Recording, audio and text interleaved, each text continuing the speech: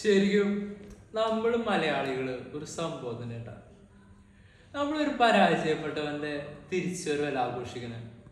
ഈ ലോകത്ത് പല ആഘോഷങ്ങളുണ്ട്, പല ഉത്സവങ്ങളുണ്ട്, എല്ലാത്തിനും ഇതിന് വിജയമുണ്ട്.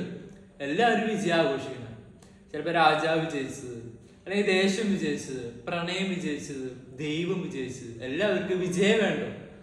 പക്ഷെ നമ്മൾ മലയാളികള്, നമ്മുടെ കേരളക്കാര് തോറ്റവനെ തിരിച്ചുവരാണ് ആഘോഷിക്കുന്നത്. തോറ്റ് പാതാളം വരെ താഴ്ത്തപ്പെട്ട ഒരാളുടെ തിരിച്ചുവരവ്. ശരിക്കും ഈ ഓണം നമ്മളെ ഓർമ്മിപ്പിക്കുന്നത് അതാണ്.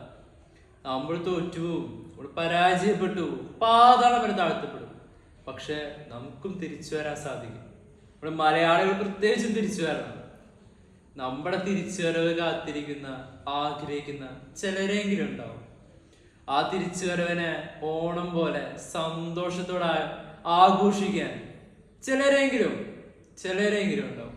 അപ്പൊ ഈ ഓണം നമുക്ക് പൊളിക്കാം. ഹാപ്പി ഓണം.